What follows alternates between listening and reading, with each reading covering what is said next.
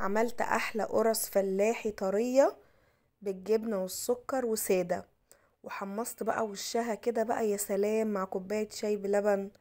تحفة يا جماعة، بصوا بقى الجمال، طرية جدا ودايبة دوب دوب دوب. بصوا الصورة بتتكلم، طرية، والسكر اللي بالسكر السكر، واللي بالجبنة برضو نفس الكلام، دايبة دوب دوب دوب، ولا لزقت مني ولا اي حاجة، وطعم وريحة فظيعة.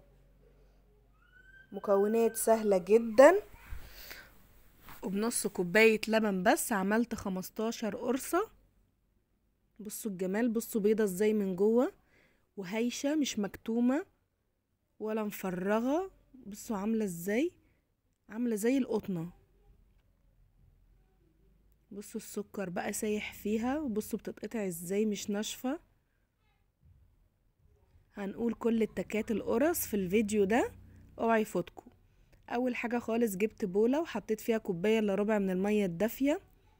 هنزل على المية بكيس خميرة فورية او معلقة كبيرة هرمية خميرة، وبعد كده تلت كوباية من السكر. هدوب بقى كده السكر مع الخميرة، وجبت نص كوباية لبن بلدي دافي، وحطيت عليه معلقة كبيرة من الخل علشان يتروب كده ويبقى لبن رايب. عايزة اقولكوا اول ما حطيت الخل اتروب في ثانية. بصوا بقى لبن رايب في ثواني مفيش.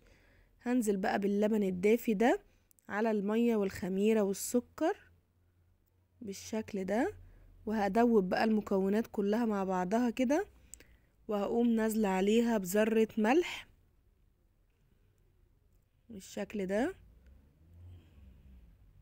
معلقة صغيرة من البيكنج باودر. دي اساسي، البيكنج باودر يعني بتساعد الخميرة في ان هي تشتغل. بصوا اول ما حطيت البيكنج باودر على الخميرة والخل قعدت تتفاعل كده وتعمل رغاوي وتعلى تعلى تعلى. رحت نازلة عليها على طول بنص كيلو دقيق بالشكل ده، وبس على كده. ادي القرص خلصت في ثواني ما كملتش حاجة. هنلم بقى الكلام ده كله مع بعضه، وبعد كده هنشوف هنعمل ايه. بصوا لو لقيتوها محتاجة شوية دقيق نزود شوية دقيق، مفيش مشكلة. لو لقيناها محتاجة شوية مية برضو هنزود، بس هي المقادير مظبوطة بالسنتي. اول ما نلم كده الدقيق ونلاقي الدقيق اختفى، نقوم نازلين بمعلقتين كبار من السمنة ومعلقتين كبار من الزيت العباد. لو عندك زبدة وعايزة تعجنيها بالزبدة يبقى حلو برضو. انا عجنتها بسمنة وزيت، معلقتين ومعلقتين بس. حسيت ان هي محتاجة شوية دقيق كده، رحت مديها شوية كمان، لان لان نوع الدقيق ده انا اول مرة استخدمه، فاحنا بنقول المية على حسب نوع الدقيق. حطيت شوية دقيق وكملت كده عجن.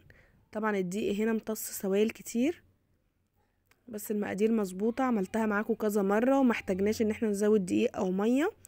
لميت كده الجوانب بقى كده بتاعت البولة. هنلم بقى كده الدقيق ده كله، واقوم نازله بمعلقتين سمنه ومعلقتين زيت، وابتدي بقى اعجن كويس قوي. بقى اعجني بقى 10 دقايق ربع ساعه لحد ما العجينه تبقى ناعمه معاكي ومش متقطعه وما يبقاش فيه دقيق خالص. وهنسيبها تخمر بقى ساعه ساعتين زي ما تحبي. سبتها ساعه خمرت بالشكل ده، وبعد كده هبتدي بقى ان انا اقرصها. عملت منها بالجبنه البراميلي، وعملت منها بالسكر، وعملت منها الساده. ممكن تحشيها اي حشوات انت عايزاها، بسطرمة، جبنة رومي، جبنة موتزاريلا. بصي اي حشوة شغالة معاكي. يعني كده عملنا جبنة براميلي وسكر، وهنعمل السادة. تحشيها اي حشوة تمشي معاكي اي حاجة. خطوات بقى التسوية علشان القرص تطلع معاكي طرية ومش ناشفة ولا بتقطم كده معاكي، تطلع دايبة دوب زي ما شفناها كده، وقطنية من جوه ولونها ابيض. اول حاجة خالص هتسخني فرنك على 200، وتخلي الشبكة في الرف اللي في النص. وبعد كده هندخل اول ما الفرن يسخن معايا، هدخل صينية القرص. طبعا ابططها بقى واسيبها تخمر ساعة. بعد التبطيطة ديت هنسيبها تخمر ساعة كمان. تمام. وبعد كده هندخلها على فرن حرارته 200 مفيش 5 دقايق بالظبط اول ما تبتدي تعلى معاكي في الفرن عن الحجم اللي انتي حطاها بيه، يعني اول ما تلاقيها كده خمرت كده في الفرن وزادت اتنفخت كده، تقومي مولعه عليها على طول الشوايه. ليه؟ علشان ما تنشفش منك، ومعنى ان هي رفعت معاكي كده في الفرن. بصوا بقى خمرت بقت عامله ازاي كده. خمرت بعد ساعه، بعد ساعه خمرت وتضاعف حجمها بالشكل ده، بقت كده تختوخه. هندخلها على فرن 200. اول ما نحس ان هي اتنفخت نقوم مولعين عليها الشوايه، تاخد بقى اللون الجميل ده.